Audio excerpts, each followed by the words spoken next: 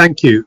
Three very rich and different presentations. I'm just going to pick out some points and questions and queries, and these are in the spirit of constructive criticism, but to generate discussion, there will be some critique or questioning, really, of premises.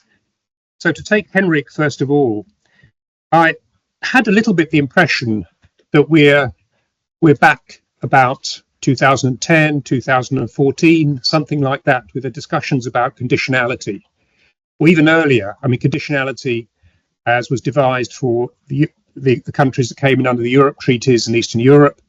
And then the discussion about conditionality light, perhaps, for the European neighbourhood policy countries, where you're thinking of a kind of model of bargaining, transactionalism, putting pressure, carrots and sticks, a kind of bureaucratic approach that didn't see the wider security concerns of these countries. So the talk about strong and immediate financial incentives to try and shape the views of the elites. We had already quite some time ago, research showed that, of course, elites had their positions and oligarchs and so forth, but in fact, the actual application of agreements, such as association agreements, clauses, very much depended upon things like at a sectoral level. There was a lot of variation. It was quite a complicated mix. It depended upon how much push there was, for example, in the Ukrainian foreign ministry, and kind of a caucus that was very pro-European. So there are these kinds of discussions going on. I just feel that debate has sort of moved on. I mean, Russia has invaded Ukraine, European states, and after all, the European Union and decisions here are taken by European leaders, political decisions, not by bureaucrats in Brussels, do see Ukraine very differently.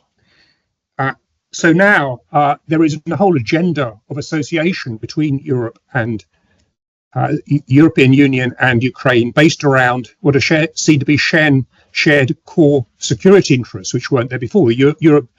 European Union didn't try to really define itself effectively as a security actor in that earlier period.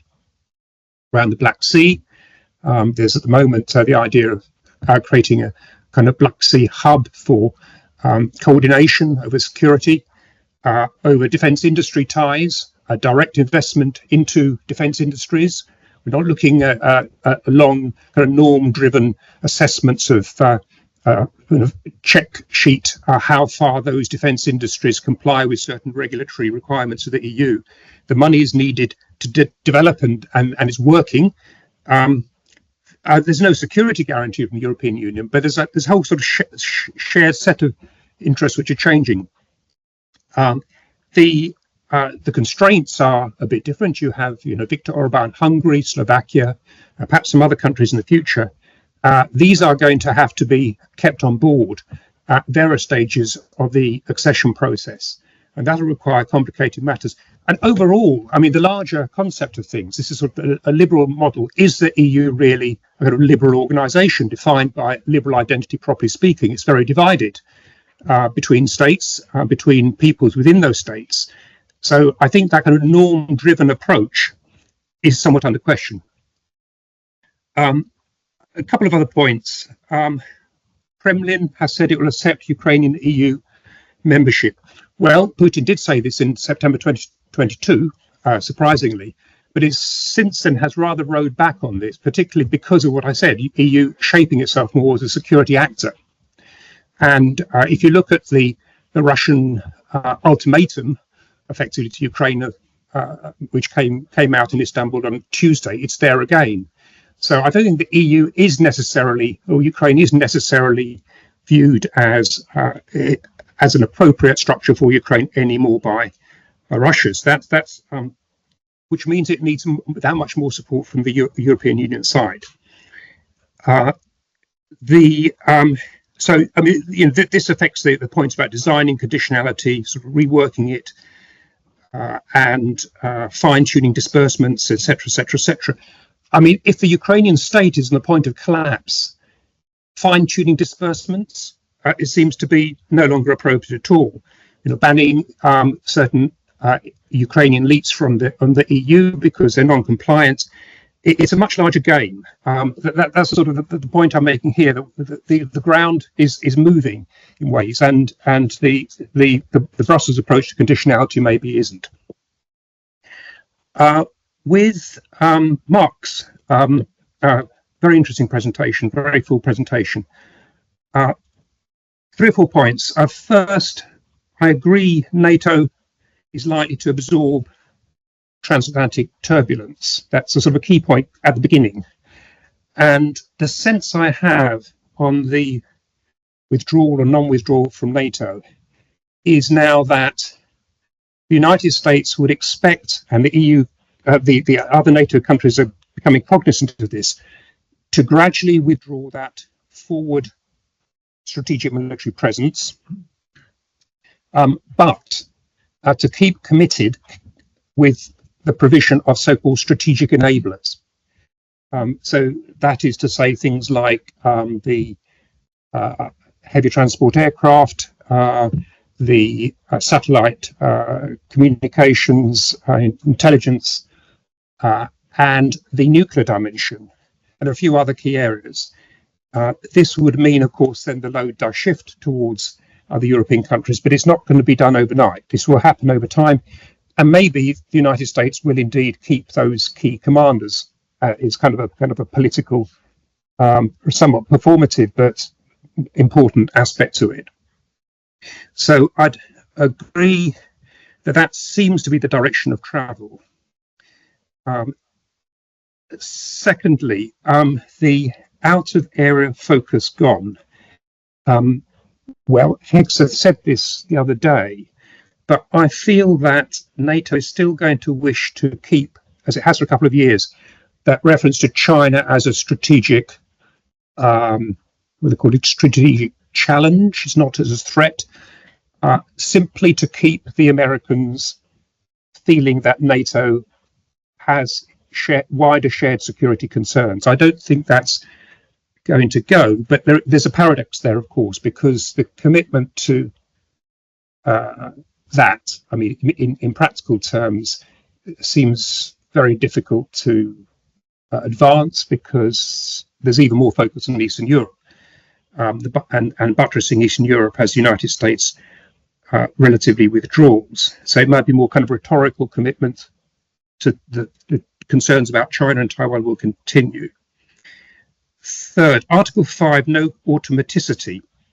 This is true, of course. I think, I mean, one aspect of that is an awareness that there are NATO countries that do have different definitions of Ukrainian security as a priority and sustaining Ukraine. We all know about that. What's emerging are subgroupings among the NATO states.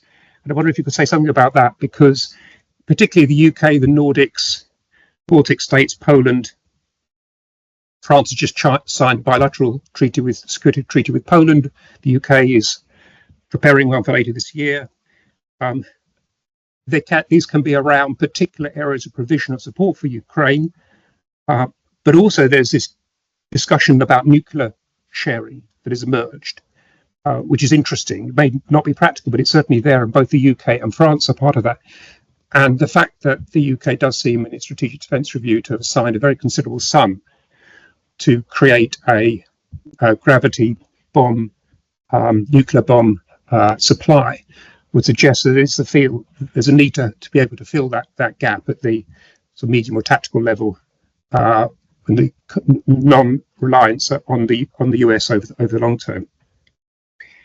Which brings me to deterrence. Hexa said, talked about the need to restore deterrence. Great.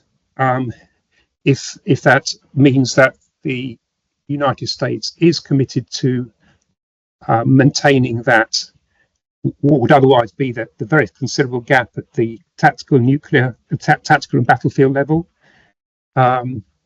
which is precisely what Putin has tried to exploit politically through his language of nuclear intimidation, pointing out the Europeans do not have these systems comparable, that Russia has systems that can reach all of Europe, and has used this kind of threatening language, particularly against non-nuclear NATO states like Germany. but that kind of for that deterrence, it means the US has to be prepared to use the language of signaling the language of effectively of threat back to Russia, which is what did happen under the Biden administration. Not so publicly, but certainly, and behind closed doors as well.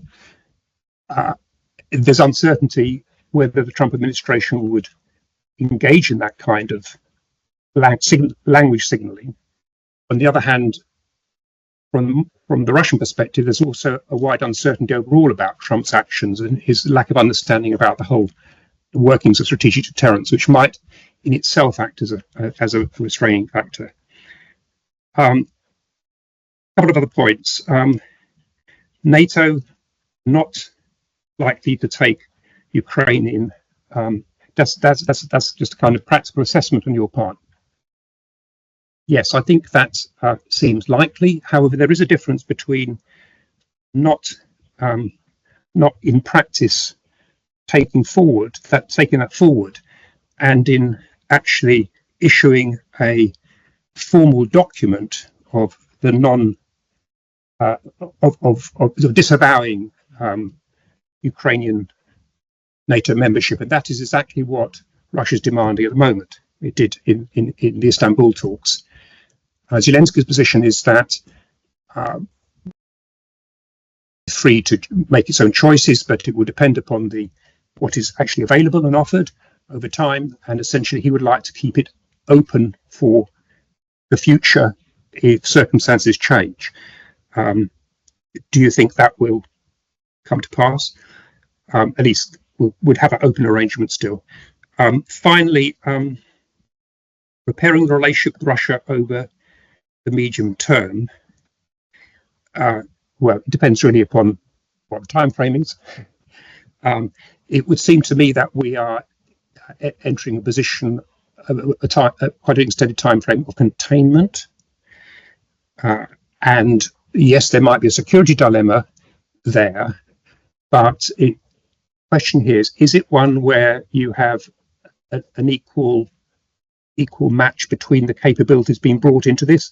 What I mean in particular is, how do you view those who say that on the Western side, ultimately the advantage lies with the technological dynamism that exists, the capacity for innovation applied to defense production, and the overall economic capacities.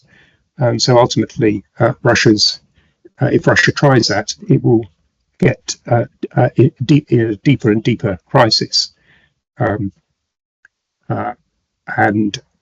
will be unable to sustain that level of competition. Olga,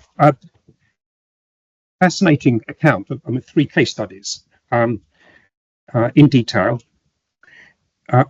Russia always had a concept of information warfare, but that used to be part of its military doctrine applied to wartime or just immediate pre-wartime conditions. Actually, so the United States also had something of that kind used in a military context. Information security was separate. Information security was something that was applied to the domestic state controls. That's also exists. In fact, it's information security is a kind of buzz term shared amongst authoritarian states seeking to do the same. You find this language in the Shanghai Cooperation Organization documents, Collective Security Treaty Organization, and so on. So it's a wider approved authoritarian norm, if you like. What seems to have happened is that the information warfare is now viewed in that it's seen that Russia defines itself as being in some kind of broad spectrum conflict, which involves and legitimizes information warfare means. And you provide some fascinating examples of how that is actually applied. My question is whether you could say a little bit more about audiences, because it seems to me that there are quite a number of different audiences implied here, whether they're elites, whether they're small, conservative-minded groups or communities in parts of the country is targeted. At times, there's some specific states that are mentioned. What we know is that there doesn't need to be consistency in the messaging. It seems to be very much what works, and there can be contradictions directly in the messaging. But could you say a little bit more about the actual audiences involved?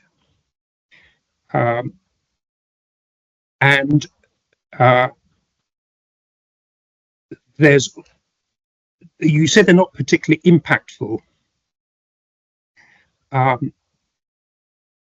but it depends on this organic traction. I was fascinated by that. I mean, what really helps ensure that kind of traction occurs, so that there's a kind of exponential effect.